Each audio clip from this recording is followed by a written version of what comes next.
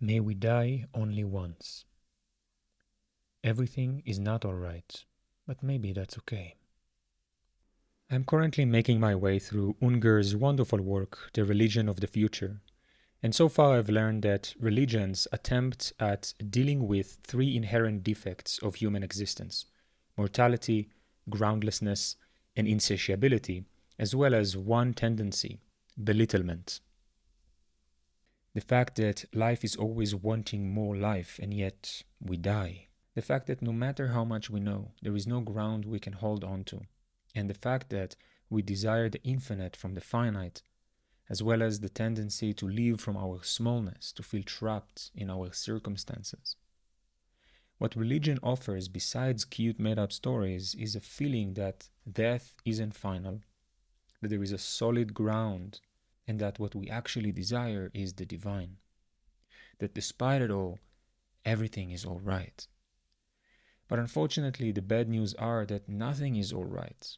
All the defects are still there. No matter how powerful the incarnation or other world fantasies are, we still die, and all that we love die. We still want more life, and yet we will not have it. No matter how attractive the metaphysics, it will never be able to account for the groundlessness of our existence. And no matter how alluring the sense of transcendence, we still expect infinity from a finite world and suffer for it. We want to feel unconditional love, total acceptance, immortality, knowledge, and truth. And here we are, disappointed by everyone we ever loved, everything we ever wanted. All we think we know is telling us relative and minuscule things about tiny corners of cosmic vastness we will never be able to comprehend, and then we die. These three defects, according to Unger, are unfixable, despite what religion or crude scientific atheism might strive to offer. Our tendency for belittlement, however, is.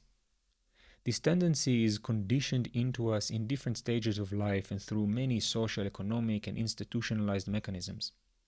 Think about being tied to a job you hate but feel forced to stay in, living under oppression of any kind, adhere to arbitrary social codes or familial demands that make you feel small and incapable. Think about the stupefying role of the explicator in the education classroom that tells you what the text means instead of helping you feel empowered to learn on your own. Unger demonstrates two different flawed forms of trying to deal with belittlement. One is turning towards universality. This is where trust in social contracts, institutions, group identity come into play, and play the role of transcendence religion used to play for the three defects. The other is turning towards individual power, to become your own tyrant, to make your own meaning, to build your own life. I haven't read the entire book yet, but so far it's so good that I'm considering starting another reading group for it. If you want to join existing reading groups or participate in other initiatives, you can join the Emergent Wisdom Collective on Discord through the link in the bio. Since I did not read the entire book yet, for the rest of this essay I will attempt to dealing with those questions, with those unfixable defects, as Unger calls them, and give my own remedies to them. Things that I've found so far in my own life and my own thinking. And it will be cool to come back here later and see how I did. Is everything lost? Am I preaching nihilism here at this point? Not quite. It is only by and through facing these inherent, unsolvable truth of our existence without illusion or wishful thinking that we can even begin to attempt constructing something that might actually help us deal with them without also suppressing us, as religion has done for a long time. For way too long, the discursive arena around the place of religion in human social organization and private life has stayed between the questions of what is religion and is religion good or true. Endless debates about the existence of God or the validity of mythologies have entirely missed the only important question. What does religion do? What do religions generate? If we understand religions as products in a historical context of production, we can start asking ourselves why and how were they invented? What were they meant to help us with? And are they our only alternative? For all intents and purposes, the fervor in which staunch atheists stick to their adherence to the scientific method is just as religious, arguably just as harmful, and certainly and most importantly, does not resolve any of the three defects. I think that first and foremost, if there is anything we can do to build ways of dealing with death, groundlessness, insatiability, and belittlement, they will always have to be relational. Not universal and unitary, and not individual and of the self, only of perpetual solidarity that grows from the very fabric and intimacy of our relations. There is nothing that can give us assurance or that we can stand on but the fact that we live, experience life, and that others around us, human and other than human, experience life too. Perhaps in place of the illusions of truth and knowledge, we can invest desire in learning itself, a desire to learn, an empowerment that we can learn and think together, to rejoice in problems themselves and not strive for answers that we will never have. Replace aims with means. Part of what keeps us stuck in this addiction to stories with beginnings and endings, a narrative that takes us from one point to another, to which religions have been great proponents of. Our intimate relationships have this sense of gradual predictability they must not fail. Politics and forms of social organizations that focus on goals based on the perception of needs, which in itself a kind of attempt at dealing with the defects. When in matter of fact, what moves humans are not rational ideas or even needs, but entirely unconscious impulses. What can a perpetual revolution of means without aims look like? But perhaps more than anything, what could be a better way to deal with the immensity of the facts of our mortality, groundlessness and insatiability, their unfixability, than to embrace them in the cultivation of awe? How absurd is this predicament? How short and magnificent is this experience of life? How impossible are the paradoxes of the wanting more life and yet the inevitability of our demise and rot? Of feeling as if things have reason, meaning, and ground when they have none. Of wanting everything and never be able to have it all. Isn't it all so painfully beautiful? We need more grief rituals, more rituals, period, more death doulas, more community with the other than human all around us, more slowing down to notice, more developing of our ethics from spontaneously emergent solidarity in the simple fact that we share this absurdity together. Religion was never about what's true, but about our futile attempts at dealing with the facts of our existence by avoiding or transcending them instead of embracing and alchemizing them into that which affirms life, that which amplifies life for all.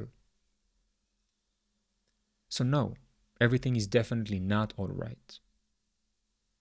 Everything is collapsing around us. We have a polycrisis where ecological, climate, political, geopolitical, financial, economic catastrophes are happening and are ahead of us. We have a meta crisis where all the old systems of meaning and social codes that used to inform our existence have largely evaporated.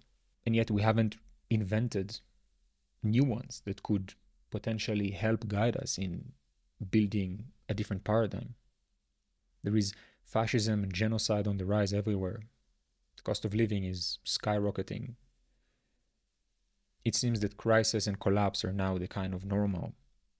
So everything is definitely not all right. We still feel like we are not supposed to die, but we die anyway. We still feel and experience life as if it has meaning, as if it's happening to us. But it has none.